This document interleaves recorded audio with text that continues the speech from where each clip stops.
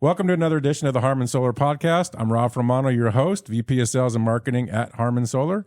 And with me again, my co-host, Ben Wolfschlager.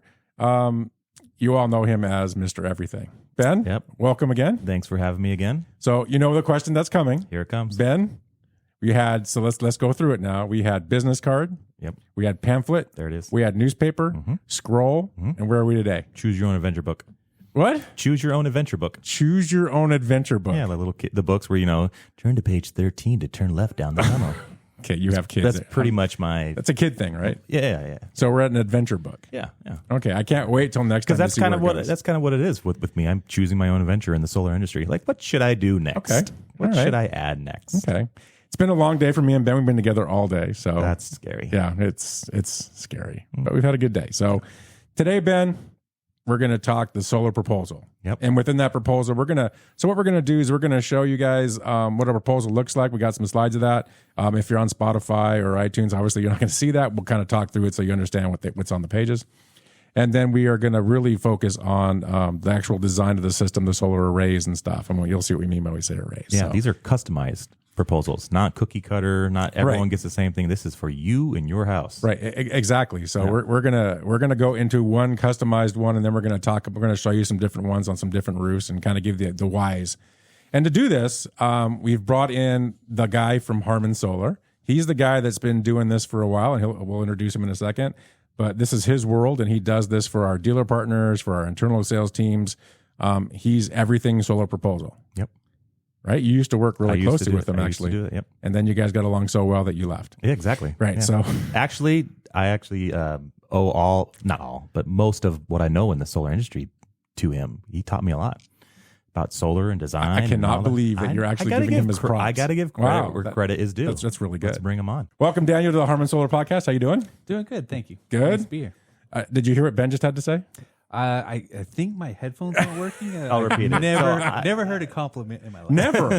Never. No, it's true. I credit a lot that I've learned in solar because of you. Ralph was supposed to teach me, a lot of these things, but he didn't. So here we go. Fall back on Daniel. It's on Ralph's list. Right. Just fall back on Daniel. It's on how my do you do this?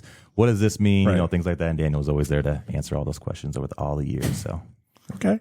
Yeah. I'm still in shock. I'll have to watch this over a few different times. we can edit it out. Yeah, I might have to. So, okay, Daniel. So go ahead and tell us how long you've been at Harman. Coming up on 11 years. That's longer than me.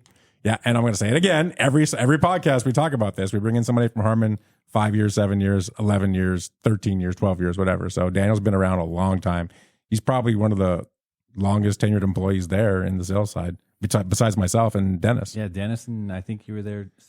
I barely started before you, right? Wow. But you brought me in. So. I did bring him in. I take credit for that. Just like you took credit for Gio, I take credit for Daniel. There you go. Good job. Sometimes. All right. So you've been there a long time. So tell us a little bit about what you were doing before you got to Harman, and then talk about the role that you have at Harman. Before Harman, my wife was in the military, and we were stationed in England. Mm-hmm. And so when we came back here, she went to Korea, and figured I might as well find me a job. Okay. All right. Because our kids started playing baseball and stuff, so I knew baseball was going to come up in this. Has to. had to pay for it. So started looking for a job. Met you. Yeah, that's right. In baseball, we met, right? Yeah. I had a club going, and he brought his kid over, and there's an interesting story behind that, which we won't get into. Nope, not at all. Not on camera. Not on camera. But that's right. That's how we met, and you started working with us, and you were like me, just kind of learning the industry, and we kind of together we learned Learned it, together. Yep. right? And 11 years later, here we are. Yeah, I started off Still doing learning. data entry. Oh, That's right. You did. You were just doing purely data entry. That's right. When we very first started. wow. Yeah, and then it just kind of went from there. Yep. So, yeah, so it's been around a long time. And so talk about the role that you have today in Harman. Today, I'm responsible for doing 99.9% of the designs and proposal creations for the company. Okay, so any proposal pretty much that comes through into the company, whether it's through one of our dealer partners or it's one of our internal salespeople, goes to you. Yes.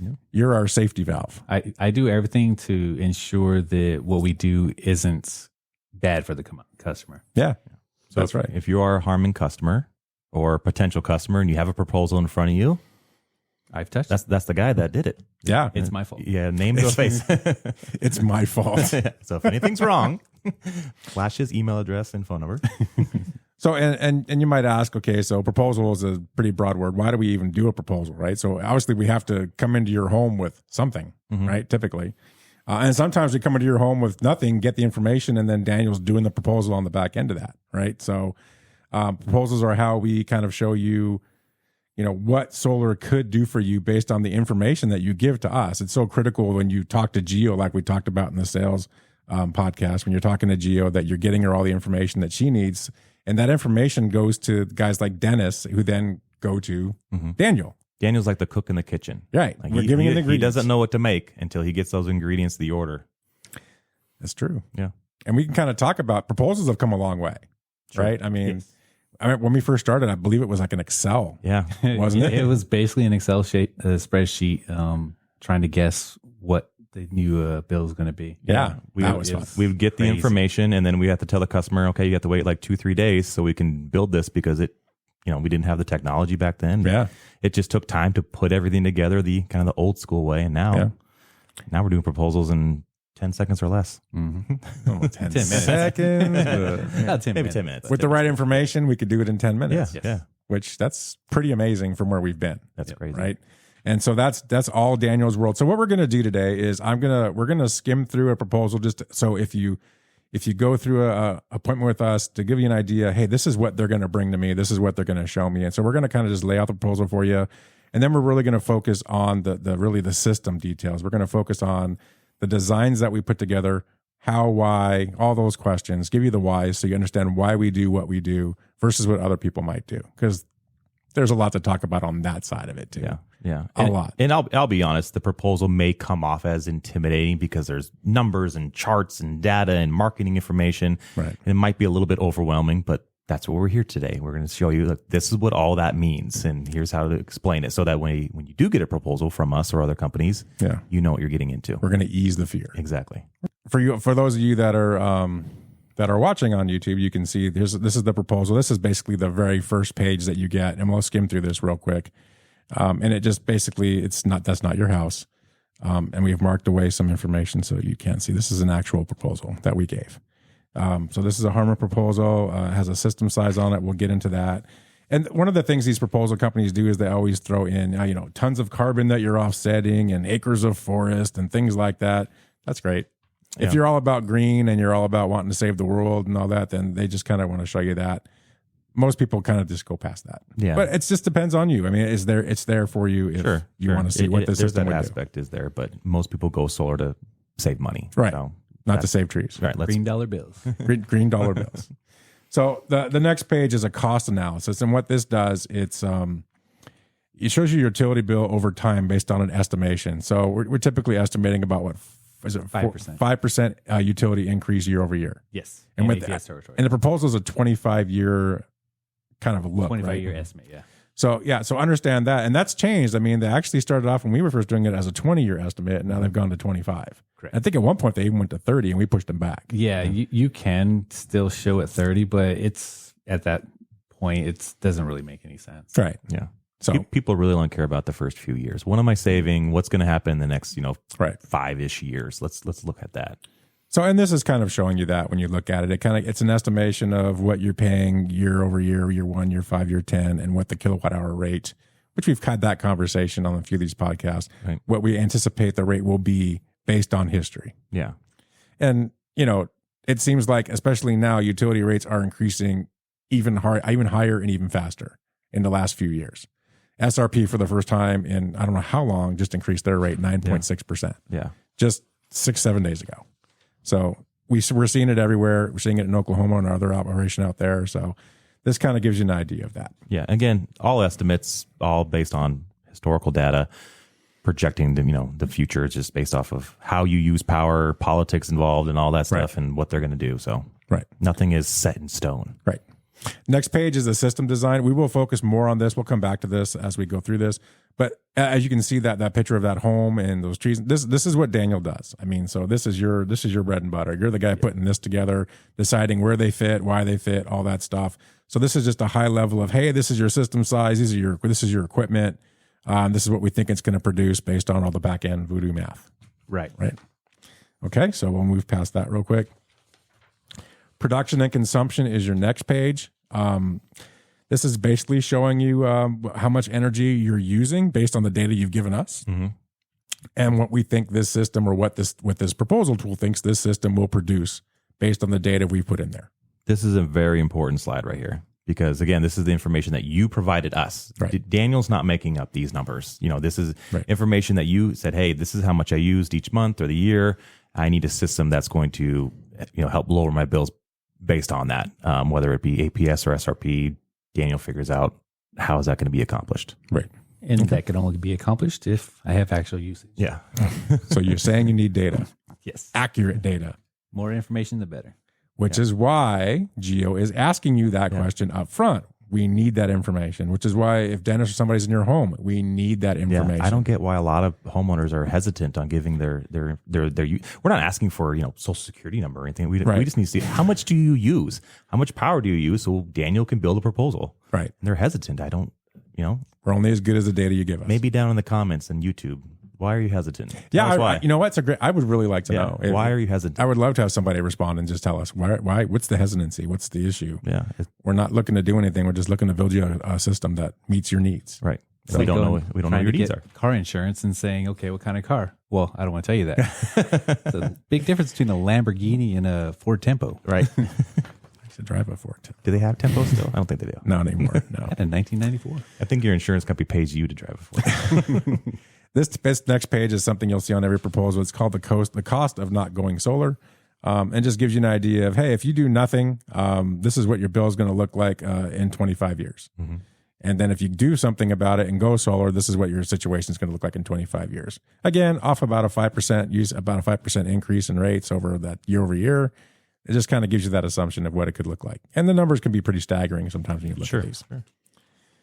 Okay. And this kind of ties into that. It's just kind of breaking it out year by year, your utility bill over time. It has, the cost of doing nothing versus what if you did something. And you can see the disparity in the graph and how it goes up every single year, year over year. The little green, if you're looking on YouTube, you can see that's if you're going solar. If you didn't go solar, the light green is where your utility bill is estimated to be year over year. So again, a significant gap in savings. Let's talk about this for a little bit. How long have you been living in Arizona, Ralph? 11 years. Daniel? 12 years. 12 years. 12 years. I've been here pretty much all my life. Have you seen utility rates increase since you've been here? Yes. Yeah, it happens. Right. So those homeowners who are just moving to Arizona, they don't know this. They don't know how, what utility company I have and how is it going to increase? And, I've only been here a year. Right. What can I expect in the future? This is basically our model that says this is what you can kind of expect here in Arizona. Yeah. I mean, and those homeowners that have been here for, 10, 20 years, you've probably seen, if you don't have solar, your bills have gone up, the best over that time. The best analogy, and Daniel is actually the one that gave the analogy, was the gas station analogy. Mm-hmm. So I'll get you to talk about it. Go ahead. What's the analogy? So basically, if back 20 years ago, if you could have went to the gas station and said, I want to buy 1,000 gallons of gas a year for the next 20 years at 99 cents, would you have done it? Yeah, of course. Yeah. Can I still do that? Well, you can with solar. Yeah. Well, gas station. It's the same idea, though, it's right? the same idea. Yeah. It's totally the same idea. If you could have locked in that rate back then, you absolutely would have.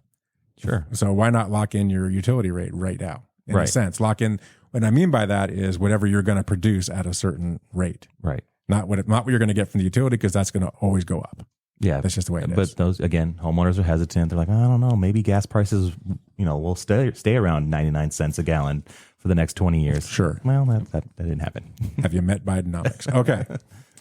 So next slide is you get into basically the investment and the incentives. So there's always going to be a summary page, whether it's cash, and this is a cash example of what the base cost is for the system price. It talks about the net investment because it's going to take a look at your federal income tax credit, the the federal ITC, and you can see in this scenario it drops the price from $35,160 to $24,612 because there's an assumed $10,500 income tax credit. We're not going to really get into credits and liabilities and all that stuff. That'll be a different podcast we may do one day, or we'll just have Dennis come back and talk about it incessantly, right?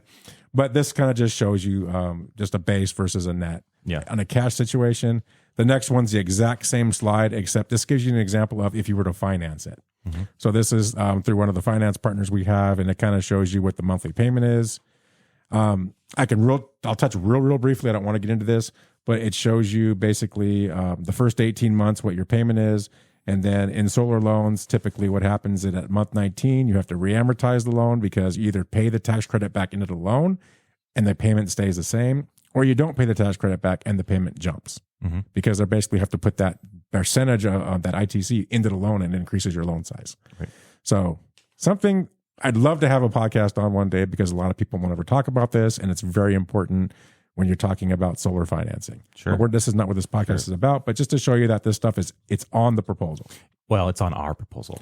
It is on our proposal. Keep that in mind. If you are getting proposals from other companies, ask them for, the full information. What's my loan going to be, before and after tax credits and things like that. Make sure they're disclosing not just the fantastic, great numbers, but all the numbers. Because I cannot tell you how many times we get a phone call from somebody that bought solar from somebody else, and they can't understand why their payment went from $230 to $350 in month 19. Yeah, no one ever explained it to them, and they didn't read the paperwork. Yeah, you got to read what you sign. Number one, real important, and number two, ask questions. Yeah, that's why we're doing this. But that's a different podcast anyway. But just want to show you that we do show it. These next two pages are basically the layout of the finances. So it shows a 25-year. There's 21 on this first page. There's 4 on the next page. And you can kind of get an idea of, what the system can produce, what the rate should be, the kind of savings you're going to see annually. And on the far right is where you really focus on the return on investment. And you can see in this cash situation here, I think it's year 5, actually year 6, they start seeing savings. So after 5 years, this system here that I'm showing paid for itself. And the next 20 years is all your savings accumulating up year by year. Yeah, these are all assumptions as well. Right. These are just estimates. This is assuming that you're using the same amount of power every year. Your usage isn't increasing or decreasing. Your system's working as it should. All these things. So keep that in mind. But again, we're showing you this information. It's in there. And the next page is just the last 5 years, the last 4 years, whatever it is. So we'll pass that. Then there's a detail page that basically it just breaks down some utility information as far as an annual bill, consumption, all the things that we've been talking about, but it puts it in a nice little page, I guess. This little summary page. Little summary page of the utility stuff, the system sizes, the cost. It just kind of puts it all together. So kind of a cool page to kind of go through and see. Yep. I like the estimated cost per kilowatt hour. That's something that I usually bring up a lot with my customers. Yeah. Looking at that. Because that's basically your price at the pump. If gas is $5 per gallon, you want to know, well, how much am I paying per kilowatt hour with my utility company before and after solar? So I always show that. Yeah. And this one's really good where this customer's only paying 5.7 cents. So you lock that in. That's cheaper than 16 cents. Yep. Okay. So, those are the basic pages of a proposal. That's the information that you're going to see from Harman and hopefully from other people. If you don't see some of that information, we have seen other companies that will hide certain pages because they don't want to show it because maybe it's not the most attractive thing in the world. Yeah, nobody wants to see a negative savings the first year, so let's just delete that. Right. Let's take away the negative savings for 13 straight years, and then by the way, now it starts working. So so that just gives you an idea of it. Now we're going to get to where Daniel really, he helps generate that proposal, and it's a tool that's doing that. And Daniel's our tool. We have another tool. Dennis was a tool. Daniel's a tool. Welcome. I kind of like calling you a tool. Yeah. If the shoe fits. Nothing changed. If the shoe fits. But he's our person that's now going to put all that together and throw it in the system. But before that, once he has the information, he's going to create what we call in the industry is a solar array. Mm-hmm. So explain to us what a solar array is. Basically, a solar array is a layout on the roof of where the panels are going to be located. Yeah, that's pretty simple. Yeah, I was hoping for a 9-page definition, but one sentence, I guess, will do. That's basically it. It's where the panels are going. Thanks for that, Daniel. So we have an image up, right, that people can see. We do. So before we get to that, so that's one array. That is one array. Yeah. So before we get too detailed into that, let's talk about what info you need to actually get to this point. Right. The most important thing is the address, because if we don't know where that would make sense. Home is going to be, then we don't know where to put the panels at. Yeah. The second thing, probably the second most important thing, would be the usage, because we want to know exactly how much power in the last 12 months you've used. Right. That'll give us a baseline of how much power we need to produce. With that is we need to know if you're going to be making any life changes. Are you going to have more kids? Do you have babies right now and that they're getting ready to be teenagers? Because as we all know, teenagers use electronics. The more electronics a teenager uses, the more power you're using. Yeah. They never shut doors. AC is always running. So your usage is going up. And if we know that information ahead of time, we can oversize and kind of future-proof the size of the solar system a little bit. Makes sense. Or maybe they want to get an EV car in the future. Maybe they're going to build a pool. Right. Yeah. Right. All those different things. The more information, the better. You can never give us too much information. I don't think Daniel or I will ever go, no, stop. That's enough. That's enough. No, always more information, the better, especially when it comes to lifestyles. Yeah, and it's your money. So, and with usage comes a decision of offset, right? Correct. So let's talk about offset. So offset is two different things. APS and SRP are they're totally different animals when it comes to solar. Right. APS, we want at least 100%. That way you pay the very least amount of money to APS. 100% of what? 100% of their current usage or projected usage. Projected use. Okay. So in other words, if you're using 20,000 kilowatt hours, you want a system that produces 20,000 kilowatt hours. That's how we get the 100%. Yeah. Now wait, we talk about this, so let's just be really clear. So if you're saying if I use 20,000 kilowatt hours and I get a system that gives me 20,000 kilowatt hours, I'm not going to have a bill with the utility company? No, that's not true. Well, why not? I'm using all the power. I just have everything. There's a lot of other factors that go into that. One of your analogies that I like what you say is, first of all, the sun doesn't just sit over your house all day long. It moves, so there's nighttime usage, and there's move. I know, and we also have seasons because I'm sorry, flat earthers, but our Earth is round, so we have seasons. Right. So all of those play into your utility bill of how you use power, when you use power, when solar production is actually happening.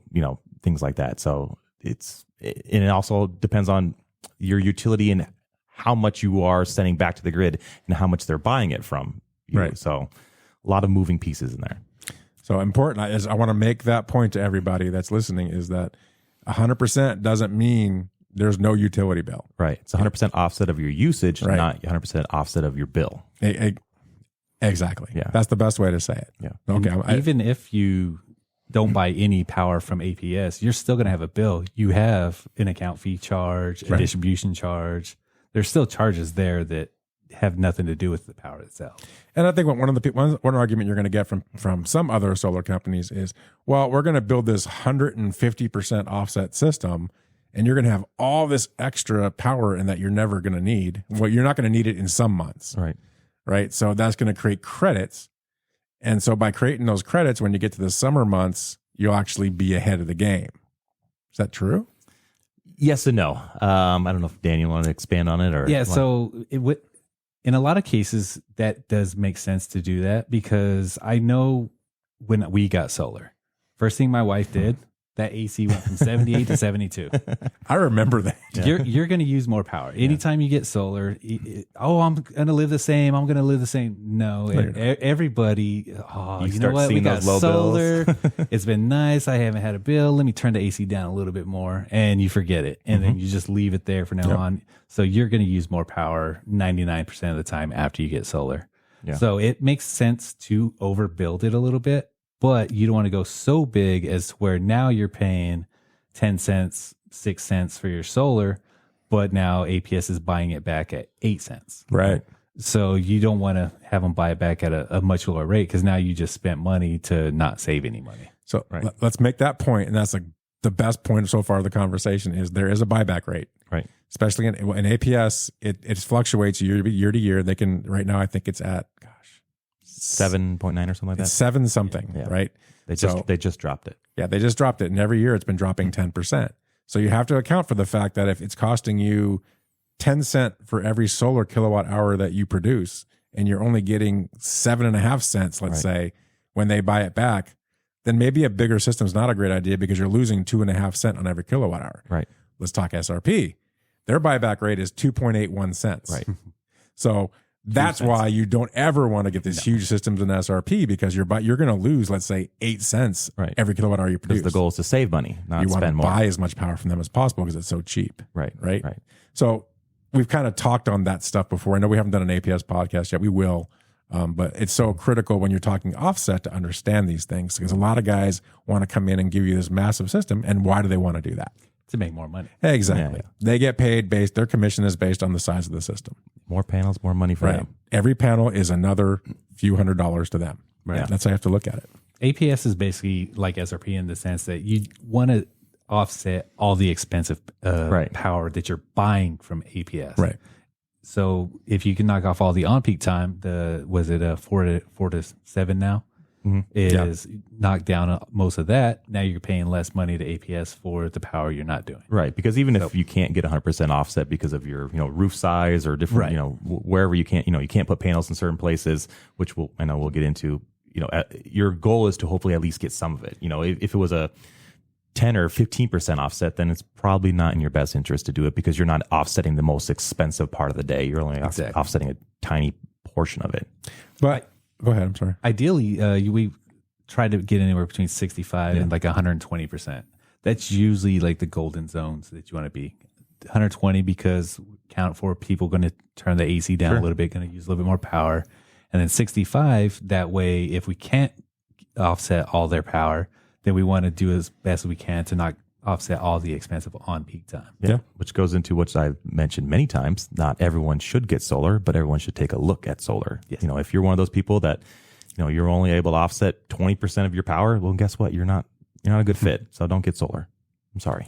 I always think back to when we first started this. This was probably 10 years ago, 9 years ago. And there was this guy from another company that pitched this customer solar, and he pitched them a 25% offset because the guy's peak was his peak power was 25%. Yep. And he said, that'll cover all your peak. And I made the comment to the customer. I said, so what you're telling me is the sun's going to sit at noon all day to give you that 25%. Parked.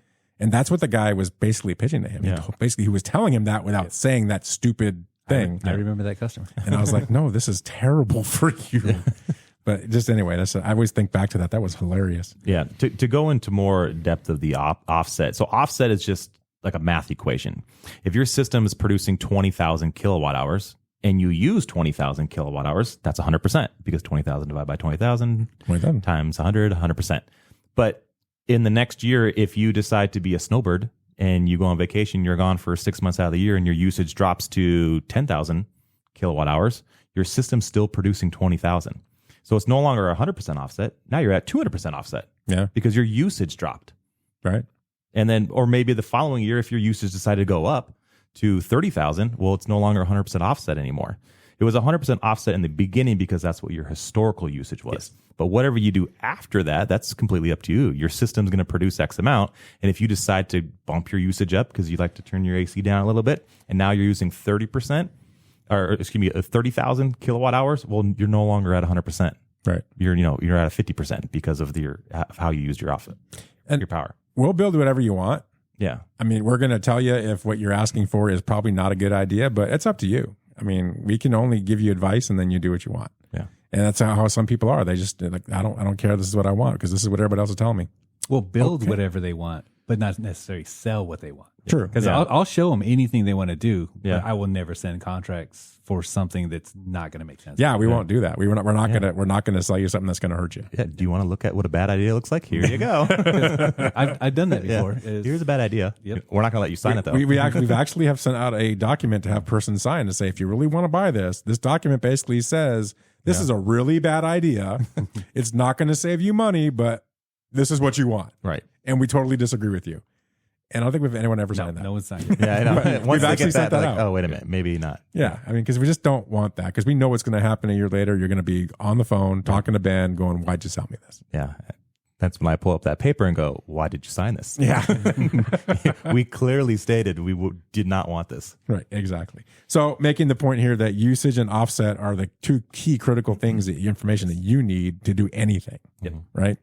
What else do you need? So I know, obviously, you want to know the some people are requesting certain kind of equipment sometimes. Yeah, so that doesn't come around as much anymore. About 5-6 years ago, there used to be a pretty big disparity on how equipment was made and the quality of it. Right. Now it's tightened up. The competition has tightened up, so most of the equipment is fairly the same.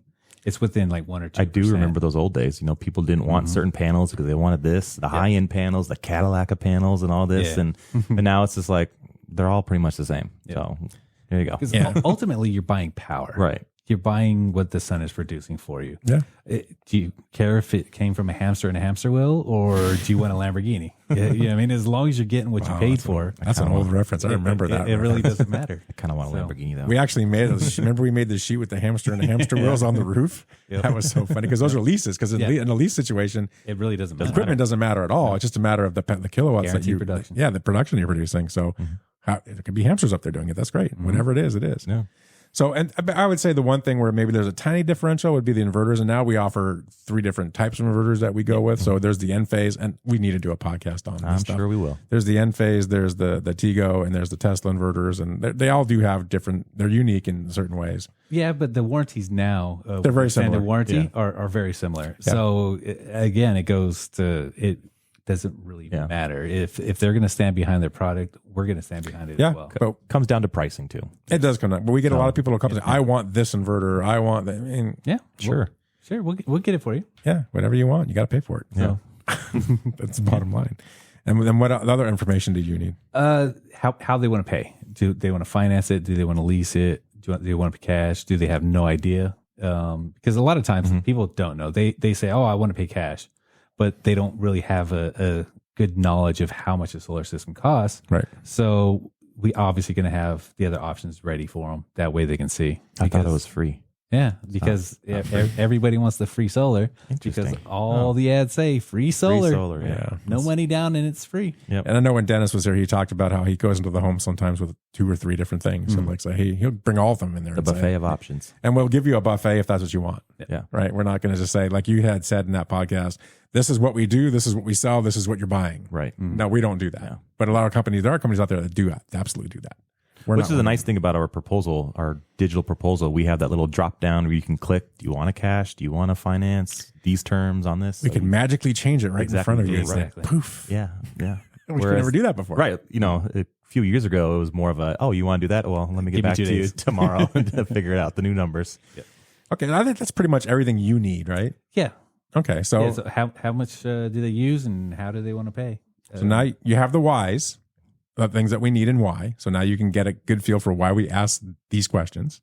We're not just asking because we have nothing better to do, right? We want to do it right. Daniel gets lonely. And I will tell you that if another company, Daniel gets lonely, he probably does. Right. But there's other companies that probably won't even ask you half that stuff because they just want to put a proposal together and shove it down your throat. Right. They're going to sell you this cool little system that they're selling everybody for this price. No, that's not for what you want to do. What if they don't have that information?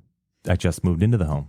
Is Daniel proficient enough to estimate that? Let's find out. I don't know if I'm actually proficient. I like to think so. I've been doing it for quite a while, and we have a lot of data that says a certain square footage home uses about so much when they have family size of so much. But that's also why if you just moved in, we definitely need to know, okay, where do you keep your AC at? Where do you want to keep your AC at?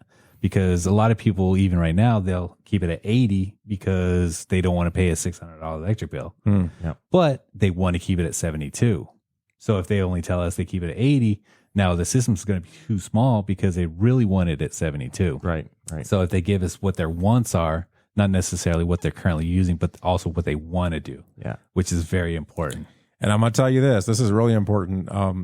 If you do a certain system size now, thinking, I could just add a panel or 2 or 3 later, let me tell you, the cost is ridiculous to do something like that. Right. You do not want to be in that scenario. Let's try to get the right information now and put what you need now. And if you're thinking, I'm going to be doing this or that in the next year or 2, let's account for it now. Because later on, when you come back and say, hey, I want to add 3 panels, and we give you a price, and you look at us and go, are you out of your minds? Yeah. No, we're not. It's just expensive. Yeah, because there's fixed costs, whether you get 1 panel or 100 panels. There's still fixed costs that have to be absorbed. So let's not go down that road and play that game. There's people that do that, and it's always a shock when they come back. I get that a lot when we go to the home shows. People come up to me and they're like, hey, how much for a solar system? I get a 2,000 square foot home. And like I'm supposed to just magically come up with a number, you know? $1 million. So, you know, just like Daniel said, I start asking questions. Well, you know, how old is a home? How long have you been there? You know, things like that. I need all that information first so we can get it to Daniel to make a educated, You know what you should do? You should carry dice. And when they ask that question, pull them out, just roll it, throw it against the wall. It's that much. I don't know. 7. So that's all the information we need for the most part. I think we hit that pretty hard. Now let's talk about the actual design, and there's a lot of whys to that, right? Things that we look for. Yes. So we got all the information. Right. Daniel has it all. Basically, what do you do next? So if you look at the screen now, there's an array there. So I'm going to let you. That's considered one array, right? Well, okay, let's not even say the word array. There's a home there that.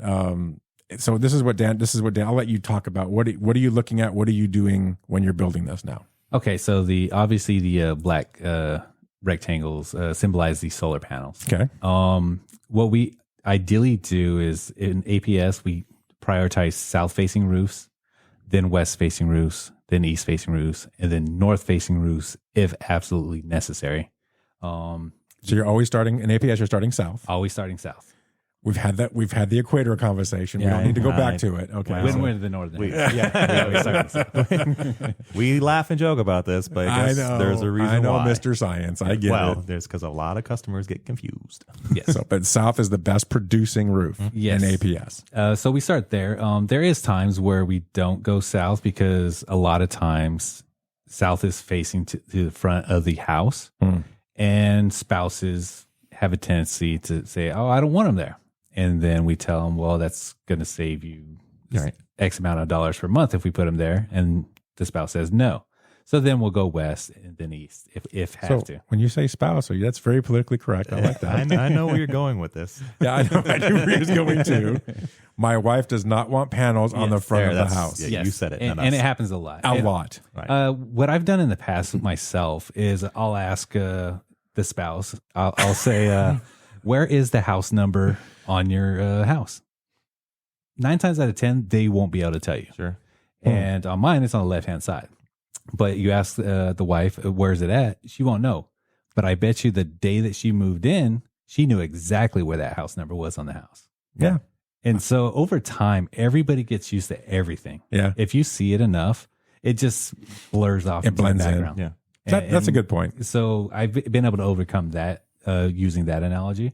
I have a customer recently. I sold them a system a long, long time ago. They were snowbirds. They were hardly ever in the home. So it was a small system. Their usage was pretty low. Right. I remember it was an east-west house. So the best placement of the panels was on the west, which happened to be the front of the house. I remember he said he didn't want it in the front of the house because he thought they looked ugly, things like that.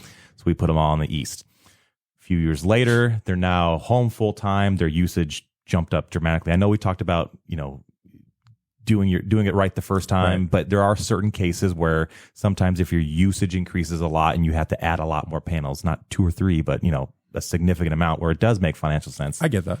So in this case, his usage did increase a lot. He wanted more panels, and I put them all in the back of the home again. And I told him it's going to be better on the front, and he goes, "Oh yeah, I don't care about that anymore." He goes, "Put them wherever it's going to be best for us." So I was like, "Oh, anymore." Now you want to do it. So yeah, it's true. People have it on their home. They start seeing the savings, and they go, "Yeah, I should probably have it in the best possible spot." Mm-hmm. And ideally, that's what we want to do from the beginning: is put them where it's best financially for the customer. And for people to understand. So like we said, South's best producing. We go east and west, and that's going to be okay. It's not bad.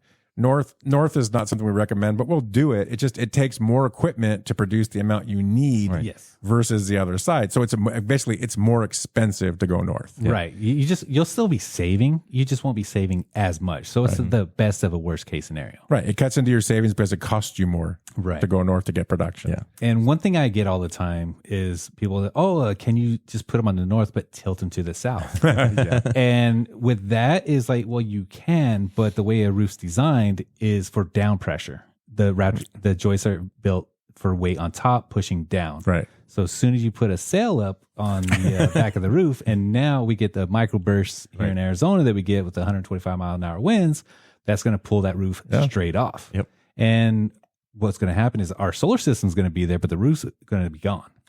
So the rest of the roof is going to be gone. So we don't want to do that because it's just not worth it. The financial responsibility of it is not worth it. We will not do it's called the reverse tilt. We will not do that. Yeah.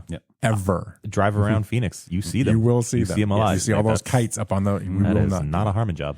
Right.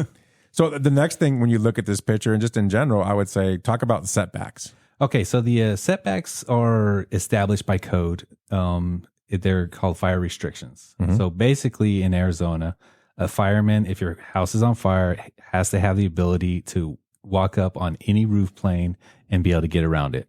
So what those are is on the ridge line, which is usually the peak of the roof that's parallel with the ground, that's 3 feet from there. Okay. The rake, which is the perpendicular roof line from the ground, that's 3 feet from there as well. Okay. Everywhere else, the hips and valleys is 1.5 feet on both sides, which gives you a total of 3 feet. So you can go up to it on one side and 3 feet on the other. You can go up 1.5 feet, 1.5 feet. Right. Yes. So that graphic, that stuff, all those yellow areas, those setbacks, that's what we're talking about. Yes, those are the fire restrictions. That's where we cannot put panels. And this is a great, I love this picture because if somebody would say, well, why don't we put some panels on that little front, I don't know what that's called. What's that called? The dormer. The dormer. Yeah. Little front dormer. You can't even fit a panel there. Right. Oh, there's plenty of roof there, but with all the setbacks, there's no way to put a panel there. Right. And you have a homeowner who goes out, stands in the front. They're like, oh, yeah, there's lots of room there. Okay, well, now take 3 feet from this side, 3 feet from that side, 3 feet from this side, and now there's no room. And just even this is the next one that I just kind of pulled up, and it's got the same issue with the dormers and I mean, you can just see you can't put panels in those places. Right. So, and one of the great tricks that some solar companies do is you'll see panels that cut into those areas. Yep. Yes, I see it all the time. A lot of times what they'll do is, because most of the design tools have the ability to show the setbacks on here. I leave them on so the customer and the sales rep can see why we can't put panels where they want to, because I see it all the time. Other companies will have the panels all the way up to the edge of the house, all the way to the top of the peak. And they do it on purpose because the customer wants a certain size system. Right. So they say, oh, yeah, we can do that for you. No problem. Just sign right here. See, it's right here. We can do it. Yeah. And they sign the contract. They go do the audit, start doing paperwork, and then they come back to the customer. Oh, it turns out it just barely doesn't fit. So you're going to lose 12 panels. Yeah. And so now the customer has to sign a change order. Yeah. And they have to go back to what we originally proposed anyway. And instead of signing with us originally, when we told them, no, this is all that's going to fit, they just wasted 3 months of the time trying to get. It's a psychological thing. The homeowners already signed documents with that company, and they're already like, it wasn't what I wanted, but I've already signed with them. I'll just sign the change order. Like, no, it's the bait and switch. Yes. It's a bait and switch. It's a very common practice in solar. We were just talking about this today. We knew somebody that worked for a company that was trying to do that, right? Which is just stupid. You don't do that. And even on this picture, if you look at that one panel, it's kind of questionable. Yes. And the reason you would do that is when we go out and do the audit, or when we did the audit on this one, it actually did fit. Right. Because remember, we're doing an aerial view, so we might be a little off depending on how the satellite's positioned. It's very possible to be a little off, but that one actually did fit within the restriction. Yeah. And the other thing is the dormer that it's next to, there's a full 3 feet on the other side. Yeah, so it would work either way. Even if it was barely into it, it'd still be okay because you have to have a 3 foot area to walk around, right? And that gives you a 3 foot area. And the reason for that is that the fire code is because if you have a fire in your house, the firemen need to get on the roof. They need to be able to walk a path around the solar panels to do what I guess they would basically pound holes. They need to cut for ventilation, right? Which they don't do in the state of Arizona because if a house is on fire with clay tiles, firefighters will not go up on your roof. So we have these for no reason. Yes. So the fire codes are there so they can ventilate a house, but they don't go on top of a clay tile house or a cement tile house if it's on fire. And setbacks have changed over time because I do have customers who are like, oh, my neighbor, they have their panels all the way up on the edge. I'm like, well, when did they get their system? 10 years ago when they didn't have setbacks? Yes. Now we have setbacks. And now just about, I would say 95% of the jurisdictions now have those fires setbacks in place. And we follow the setbacks. We will never design something that doesn't account for the setbacks. Other companies absolutely will. Sure. So, because like Ben said, is if they can get you to sign a piece of paper that says you're going forward, they'll deal with the repercussions of the fact that it's not going to fit later. Yeah. So, classic tactic to be on the look for. So, understand that there are fire codes, and you really should be. If you get a design from a company and you don't see the setbacks and they're not showing you setbacks, ask the question because everyone has setbacks except for like Goodyear doesn't, and Maricopa County doesn't. No, Maricopa County added it this past year. Okay, see, so Goodyear always changing. Yeah, if you're in Goodyear, way to go. Yeah. So. Even though it's not required in a lot of those areas, I still put it in. Yeah. And then if because fire codes change every year, they get reviewed and jurisdictions take them. So I would rather put it in, and then if the roof is too small for what they need, then I'll squeeze it down a little bit and make sure that they get what they need. But I'd rather have it in there and not need it than need it and not have it. Yeah, because these are just satellite images too. Yes. Going out there to the home and actually taking the measurements is your best way. You can't really tell what can actually fit and can't fit. So we kind of play it safe with the setbacks to make sure. I mean, the satellite images have gotten a lot better. Sure. Is it near maps? Yeah, there's near maps. Even Google is pretty good, but the issue you run into is, okay, what's the exact pitch of the roof? And because, as you know, measurements of a flat surface is a lot different than an angled surface. Now, I know Eagle View, which is a company that's out there, they're doing, because a lot of roofing companies use Eagle View because they can actually get really good measurements of the roof from the satellite. So the technology is getting better and better and better. Yeah. When we first started, the technology was horrendous. It was a guess. Yeah, it was absolutely horrendous, but it's gotten so much better. We were using Zillow, I think. It was bad, right? So, but now it's just so much better. We can do a lot just by looking at a satellite image. Yeah. The next thing I would think that you look at is shading. Yeah, shading is one of the most important things.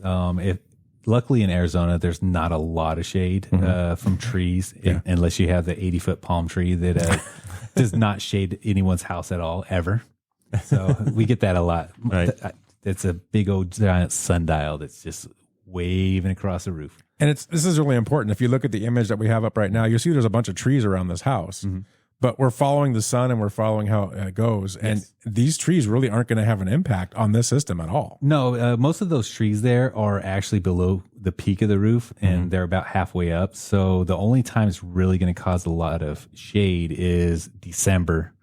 And it's not going to be that big of a deal at that time anyway, because production isn't as important in December as it is in January. I know, like on my solar system, if you go and look at my west side, used to have these palm trees that were below the roof line.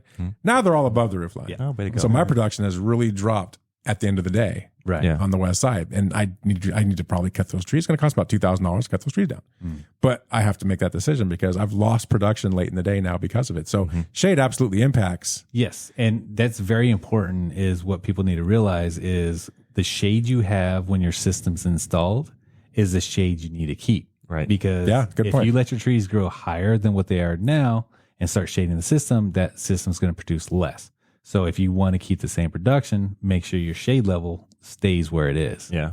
And you know the argument people are going to use, not the salespeople, what they're going to say is, well, we have optimizers on these panels, right? So they optimize when there's shade.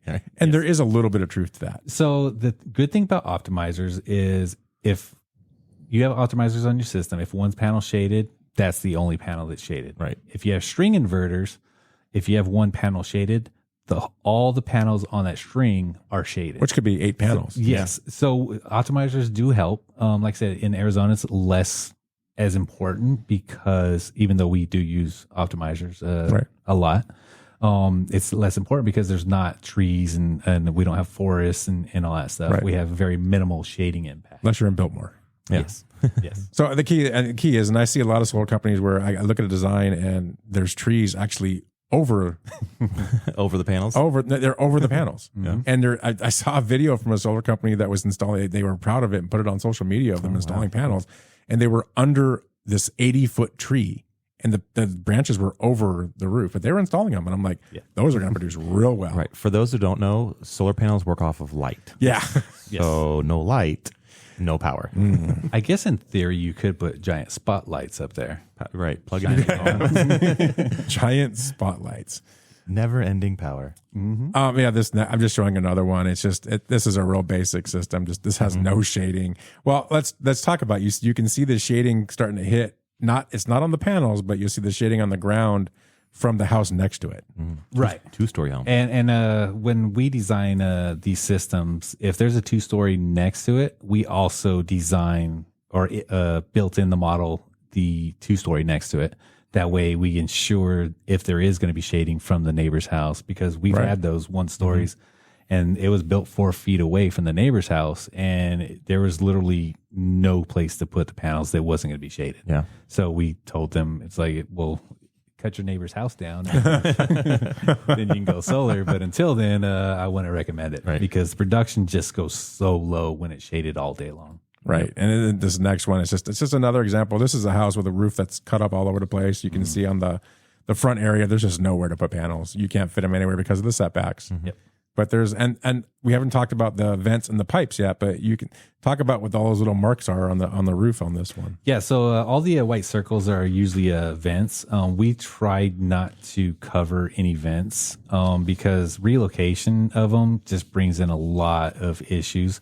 You got to go into the attic. You got to find out what type of vent it is. Got to get the permitting to move the vents in most cases. And it just stretches out the time frame way too long to make it worth the while. And there's some jurisdictions that don't allow you to cover vents. Correct. Others that will allow it, and we've done it in the past, and we basically will just cut the vent. You cut them down, but it's and you put like a low profile T over it, right? And you can do it. We've done it in the past. There's certain vents we'll never cover. Yes. Obviously, there's like I think the gas ones and all. We're not going to touch that stuff. You can't. Right. You're not allowed to cover those types of vents in we're any not allowed jurisdiction. To. Right. But some people may do it. Yeah. But yeah, this roof, I mean, there's this vents and pipes everywhere. So obviously that takes away roof space. Right. And but we're able to move it in. And what we always try to do, we try to make sure that your system is going to be aesthetically pleasing.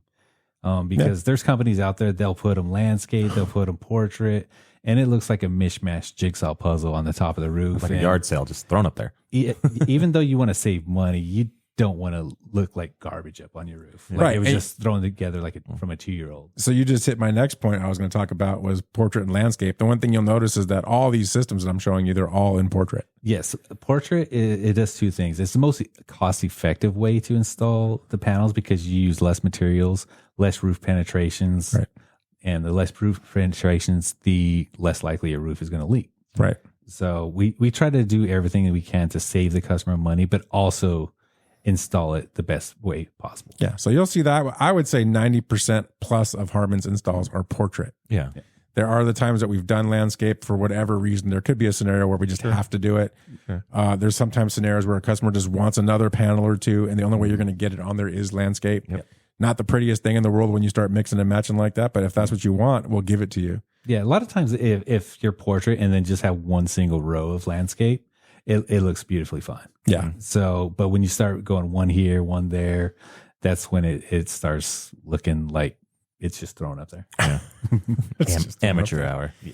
And I would say another thing that we haven't talked about yet that goes on a roof, these are older homes, is you'll see the ACs on the roof. Mm-hmm. We can't butt panels up against an AC. I think we have to do 3 feet around the AC unit. You have to have 3 feet around, especially because it goes back to the fire setbacks. If an AC unit is within the 5 feet of the ridge line, now that 3 feet extends all the way around the AC as well.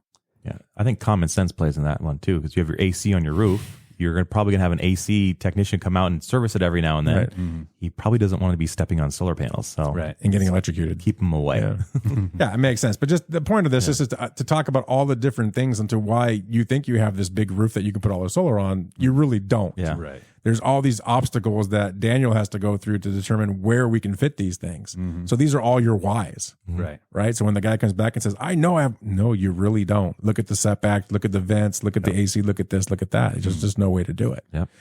Right. And then the last slide that I have, and now this is a flat roof. Flat roofs are different than the pitched roofs that we've been showing. So, I mean, talk about, because you can see how there's spacing between them and different things. Talk about how that's done. Right. So most flat roofs in Arizona are designed with a 15-degree tilt facing towards the sun or the azimuth. And no, they don't follow the sun. We don't do sun following technology. Right. There's no tracking device. Right. So it's tilted at the 15 degrees, and that's why you need space in between. Standard is about 48 inches. We can get it down to 36 if needed, if we need to get more panels up there, but we prefer 48 inches. And that's so when the sun's lower in the sky in the wintertime, it's not shading the other array behind it. Which makes sense. A row could shade another row as the sun is lower in the sky. Yep. Because in the summertime, it's not going to matter because the sun's basically straight overhead, so it's going to get everything. So it's more in the winter, fall, and spring months. Right. So point of that is our flat roofs, we're using tilted panels. We're tilting them 10 degrees? 15. 10 to 15 degrees. I think it's 10 degrees, I think, on a ballast and 15 degrees on a rack, right? So we're tilting them. I have seen people that do flat roofs that put the panels right next to each other. Flat. Yep. And 0 degrees. It's because, once again, the sun just sits over your house all day long and produces power for you. Right. And I have seen this many times. Yeah. Especially, this is big in California. Don't know what they're thinking there. But they do this. I wonder what the rain's going to do to that when the water settles on the panel. I wonder where the sun's going to come from to hit the. I mean, I guess from 12 to 12:15, you guys are in great shape. Production in August. Yeah, She's going to go. So, and I've seen people in Arizona push that design out there. That's not real. No, don't do that. It doesn't make financial sense. Again, you might as well just put them on the north side, laying down flat behind your house. Also put them on the wall. Under a tree. Under a tree. In your basement. Or you just give me the cash and then we'll call it a day. So you'll save the same money. Yeah. So that's our slides. I mean, just to give everybody an idea of kind of the obstacles that we have when Daniel's building an array, and now you know what an array is. We're talking about a row of solar panels or a section of solar panels. And there's so many different things that go into why we have to put panels, because it's a common question we get all the time is why are they all over here and not over here? Well, now you kind of know why. So I want to kind of talk about just a summary of kind of the things we've talked about. So proposal, again, it's just an estimate, right? It's based on the data that you give us, that we give you. And then it's just going to give you an estimate of what we think this system will do based on the information you've given. Right.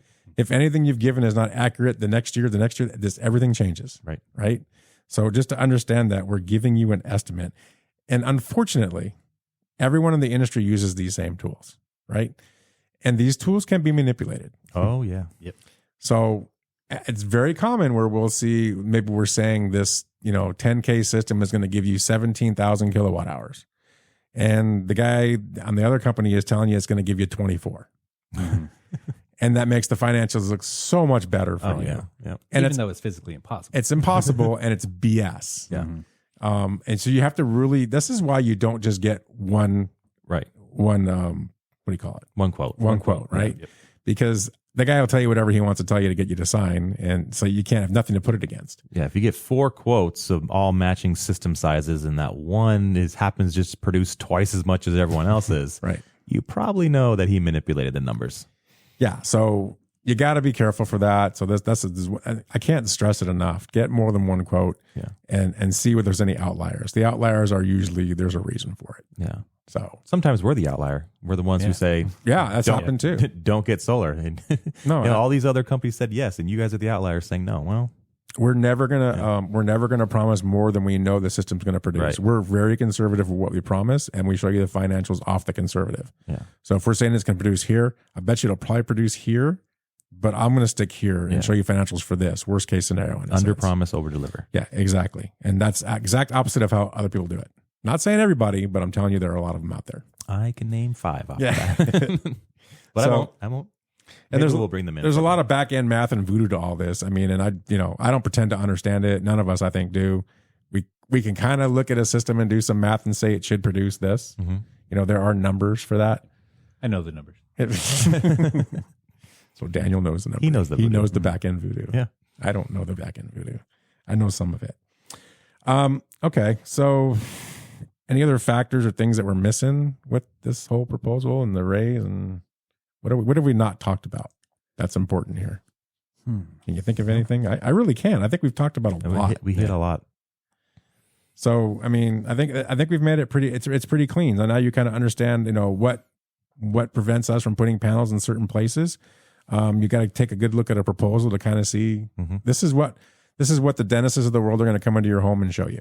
Right. Based on the information you give us. And then it's up to you to see if it makes sense or not. Yeah. And when you are getting those proposals, make sure you're getting common or like proposals. Yeah. Yes. So, if one company gave you a quote for a 14 kilowatt system, get multiple quotes for a 14 kilowatt system. It may not be what we recommend, but tell us that. Tell us, hey, give me a proposal for what you guys recommend. And because I've gotten other quotes for a 14 kilowatt system, I want one as well so I can compare apples to apples on everyone.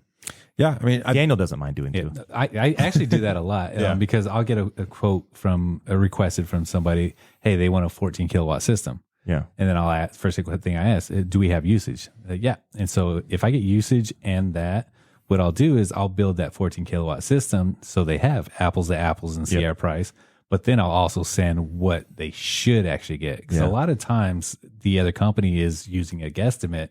They have no idea what their usage is. So they're just throwing a number out there and it's usually wrong. Yeah. I love it when a homeowner gives me the actual proposal from other companies. So like, give it to, I know you probably don't want to because for whatever reason, but show me their proposal. I'll show you, if it's a good proposal, I'll show you the pricing on it. Do they account for setbacks and things like that? And then I will match that proposal system size and see who has the better price and better savings projections and things like that.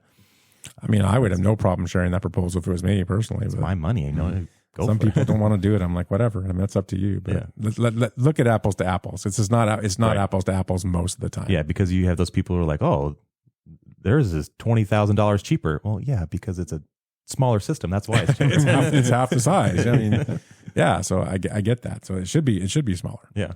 So all right. I mean, good. Anything else you'd like to add? It's a good topic. I mean, just good stuff. I believe that's all. That's all. So that's Daniel's world. I mean, so when you get when you come to Harman Solar, you're gonna thank Daniel. Daniel's gonna put this together for you once we have your information, and we're gonna have Dennis or somebody come out and show you this. And now you kind of know what to expect. Yep. So that's the whole point of this. Understand what to expect, and then also kind of arm you with the questions and especially the whys. The whys are so important. Most companies don't want to give you the whys. We want to give you all the whys. So that's kind of the purpose of what we were doing here today. All right. Make sure you like and subscribe because our next podcast is what? What are we doing next? Well, first off, thank you, Daniel, for joining us. I appreciate your time to come out here and do that. I know you're busy. The next podcast, you haven't decided yet? I think we're gonna talk about the actual audit, the site survey of once after you buy a system, what to expect when our auditor comes out and what he's going to look for in the things that that he does. So we're just trying to go down the road here and give everybody an understanding of the process as we go through it. So if you have any ideas out there in the world, send us some ideas for podcasts. I'm sure Ralph would love to put together one. Yeah, we drop them down in the comments, and we would. And again, like I said last time, we're now on Spotify and iTunes. We had a lot of people downloading from there these last weeks, so that's great. Thanks, Mom. Thanks, Mom. Yeah. iHeart, all that stuff, or you can see us on YouTube on the Harman Solar podcast channel, or just go to our website, harmansolar.com, and there's harmansolar.com/podcast, and you can look at our pretty faces and watch us talk about all these great topics. So once again, thanks for joining us. I appreciate everyone's time, and we'll see you next time.